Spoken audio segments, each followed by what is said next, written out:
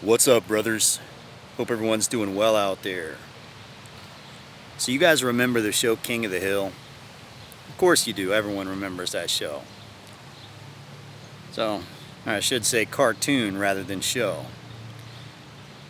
For those of you that don't know what King of the Hill was, it was a cartoon, but the content of the cartoon was geared towards adults.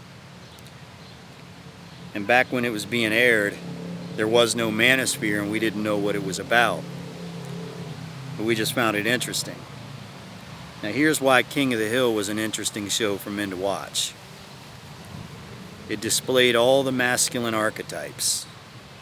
And all the archetypes people talk about in the Manosphere and the dating and relationships and self-improvement sections of, the internet. Anyways, it had all the masculine archetypes. It had, what were their names? Boomhauer and John Redcorn. They were your alpha males. You could even call them men going their own way. These are guys that just hooked up with a lot of women, went off and did their own thing. They were your Chads. You had Dale. Dale was the beta provider, the beta bucks. But he was also a cuck. His wife had a baby with John Redcorn, and he was so delusional that even though the kid looked nothing like him, he just thought the kid was his. And there's levels of cuck. And I think the peak level of cuck is being completely oblivious to the fact that you're a cuck. That unawareness factor is really what tips it over the edge. So he was the beta bucks and he was also a cuck. You had Bill. Bill was involuntarily single.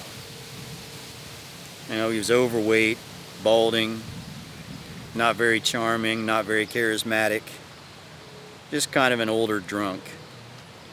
Couldn't get a woman. And then you had Hank. Hank was kind of the total package. Really, he's kind of what every guy would strive to be.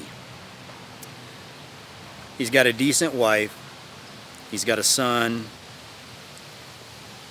He's got a good job. He's got a nice house. He's got a truck.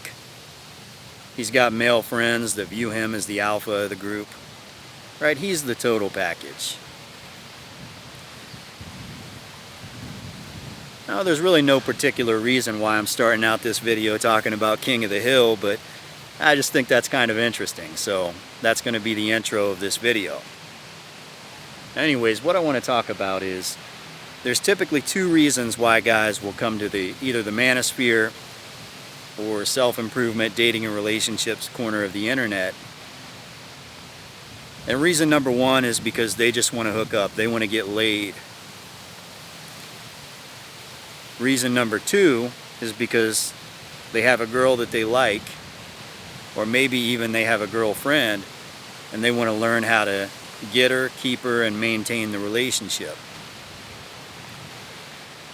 Now, if you're guy number one, and you're just watching this style of content, or I should say there's number three, there's guys that are like against the system, they've been screwed over, and they just want to stay single. They just enjoy single life.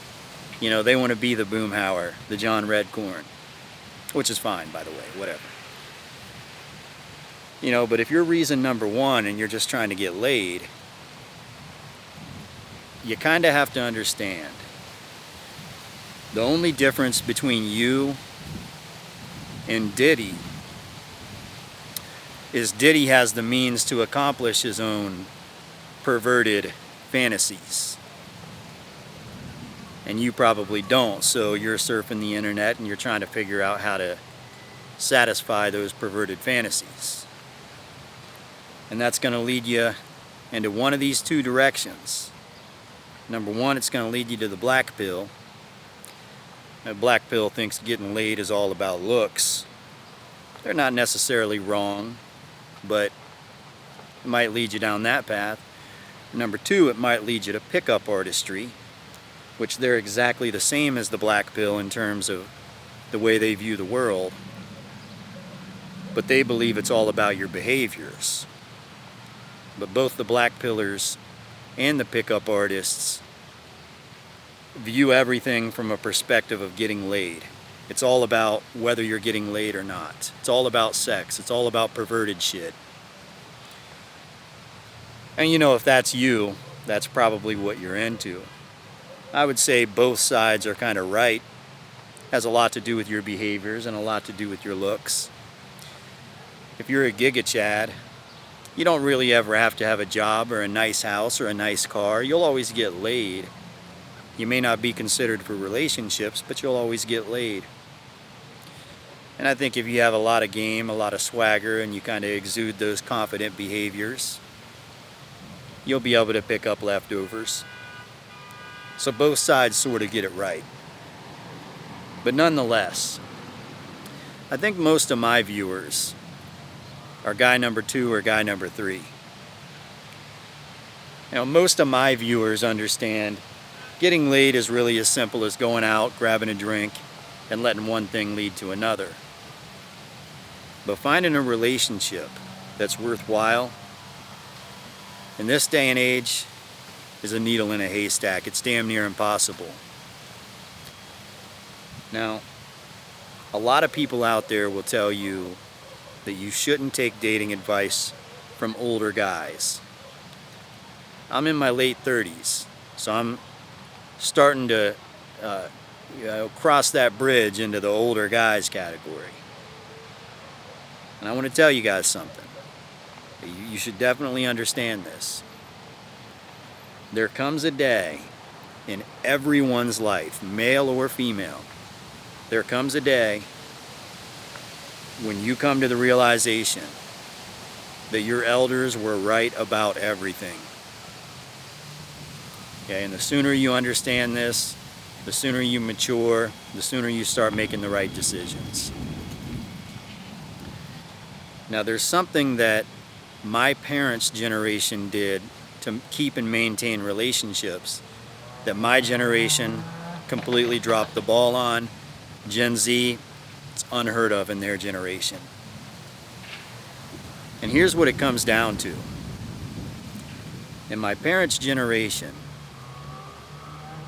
if a man and a woman were together, married in a relationship, you know, maybe engaged on their way to marriage, they would never show up to a social event or any social setting by themselves. It was unheard of. If a woman showed up to a party or a social event without a man, without her husband, everybody would be like, where's the other one? What happened? Where is he? People would be like, oh my God, did they divorce? Are they fighting? What's going on? It was a big deal. They were a package deal. You know, and same thing, the man wouldn't show up without the woman. In this day and age, there's so much girls' night out, there's so much going out with my bros and hanging out.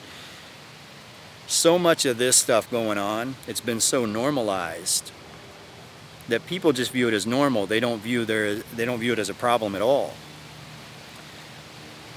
But here's why it's a problem. When you go out without your significant other, you're positioning yourself to cheat. I don't care how strong-willed you are, how faithful you are, how loyal you are, you're positioning yourself to cheat. Just like going to a bar is positioning yourself to drink. If you show up anywhere without a significant other, you're signaling to the world that you're single, which in return is going to cause other single people to view you as a potential option. You know, if your girlfriend goes out without you anywhere, even if she goes to a job, which she probably does and you probably do too, you're going to have colleagues, coworkers trying to overstep boundaries. It is what it is. Any man that sees a woman without her husband present, it signals something in his brain. You know, he sees her as a potential option. And women see men the same way. You know, so that's one thing that our parents' generation got right. The boomers got right, and we've completely abandoned. Now, the big thing, in order for that to be possible, the big skill that a man has to learn, that most unfortunately don't learn because most of them grew up without fathers in the home. And I'll tell you where this skill was taught to me. I had an older sister, and I had a father. And I'm gonna be straight up honest with you guys. I always thought my father loved my sister more than me. And in a weird way, that was probably true. I think there's a bond that fathers and daughters have that is just unlike anything else, right? Fathers are very protective of their daughters. They care a lot about their daughters, and they should. You know, I was a boy, a man. I liked going out there and hanging out with my friends. We would do shit like we would pick up bricks and throw them at each other. We'd play war. Out there, 11 years old, tossing bricks at each other, and we were dumb. You know, we were boys. But that's the way we were. You know, but a father is very protective of his daughter. You know, she's kind of a princess. He would spoil her. You know, he was very kind, very gentle with her. But something would occasionally happen where a switch would be flipped. And he was no longer a nice guy. You know, he was almost inhumane, unpleasant, very mean. If he would catch her, you know, drinking, smoking, hanging around boys she shouldn't hang around, that she wasn't permitted to hang around, that switch would flip. He'd become a very mean person. Not in an abusive way, not in a terrible kind of way, but very strict kind of way. He'd be very stern with her. She would often be crying in a corner with shame and guilt because she had disappointed her parents. And really, because she experienced this, she was a better person. You know, she grew to make better decisions. And I got to see it firsthand. You know, what you see taking place when you're young, what you see happen with your family, that's what's going to mold you. That's where most of your game is going to come from, where most of your social skills are going to come from. Your personality, that's where it's going to come from. I was lucky enough to see that. So that skill is just naturally, like, it's kind of within me. It's not something I had to learn. But a lot of guys, you know, they weren't lucky enough to see that sort of thing growing up. So when they get with women, you know, they're 21 years old, 25 years old, 35 years old, and they're out there in relationships, they're not able to flip that switch. You know, now obviously there has to be balance. There has to be that element of that kind and gentle element where you treat a woman very well. And obviously it's your girlfriend, so you know, there should be an element of romance and sexuality and all of that going on there. Pretty much all guys have that. They have the romance, the sexuality, the emotion, but they're unable to flip that switch and have that stern side. You know, they're unable to become that guy. That's really the leader of the relationship, the leader of the house. Most guys can't look at a woman and say, look, if you're going to do that shit, get out. This isn't going to work. Because they have a fear of losing her. And that fear of losing her turns into insecurities. Then all of a sudden they're insecure about looking insecure, so they're afraid to stand up for themselves. They're afraid to, they think if they stand up for themselves, they'll look like they're insecure. And it's just this like snowball effect of being insecure about being insecure, if that makes sense. It's insane. So guys are afraid to stand up for themselves. And a lot of dating coaches, dating advice gurus will tell you that it makes you look insecure if you stand up for yourself. You should be aloof, act like you don't give a shit about anything.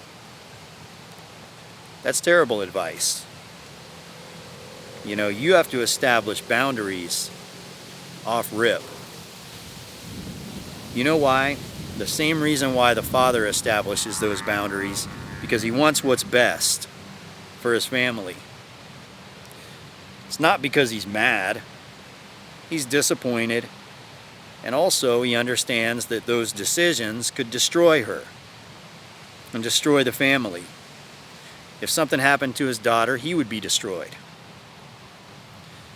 So in a relationship, that skill is crucial.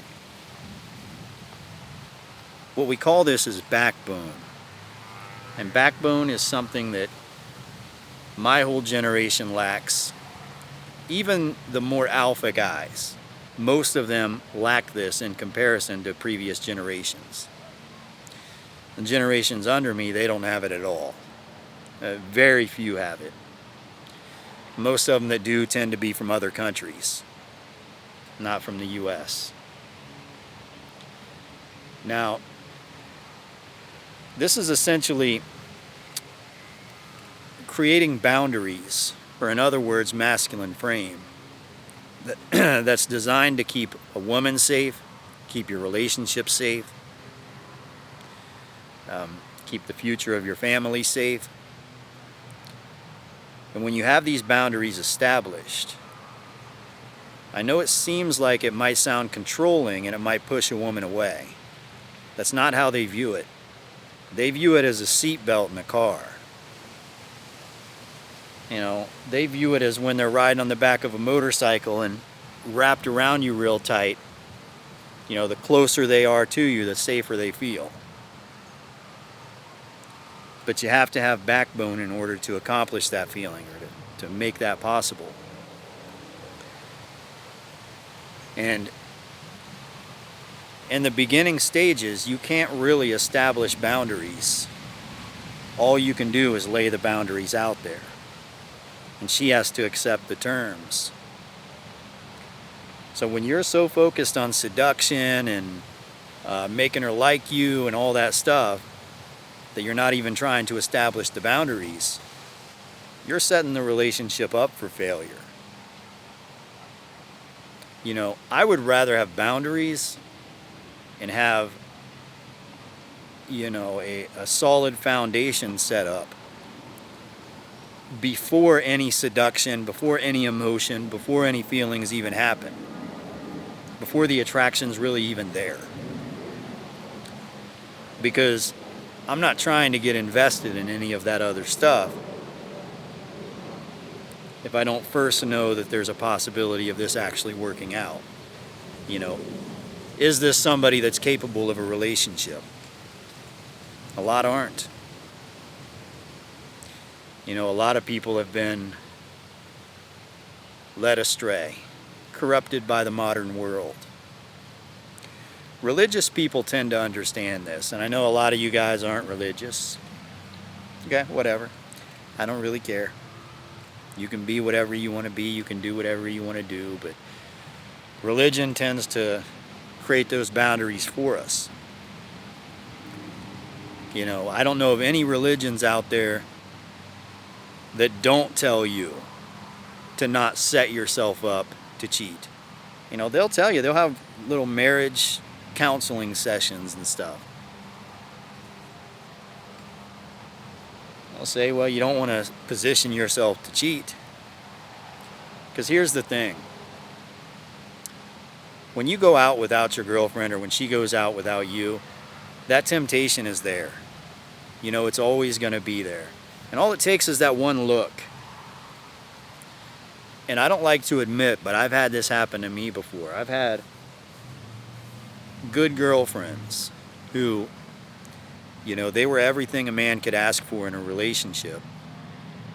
And my eyes would lead me astray because, you know, we're both in college and we're both working jobs, and really I see other women more frequently than I see her. And she probably sees other men more frequently than she sees me. You know, we only see each other when we come home at night. And we sleep for 8 of those hours, right? So, you know, that's when like emotional cheating, sometimes sexual cheating takes place, and sometimes, you know, you just decide that you'd rather be with the other person instead. Grass ain't always greener though. You know, it's going to come with the same set of problems and the same set of circumstances, because it's not about them, it's not about the rest of the world, it's about you. And it's about you overcoming these issues in order for this to happen. So, you know, if you want a relationship to work out, that's the key. You have to find a way to stop looking in other directions and prevent her from looking in other directions as well. Very difficult to do in the social media era.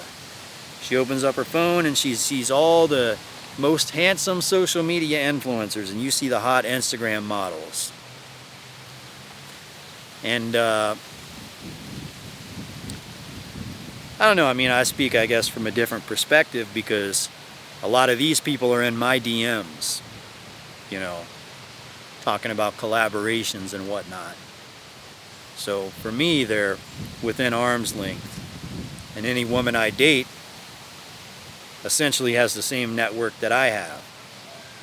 So, you know, I'm in that world, but I think if you're in a local economy, you know, a local social economy, it's not quite as rough, but there's still an element of that taking place. So it can be difficult. Which is why a lot of guys want to turn into that third guy, you know.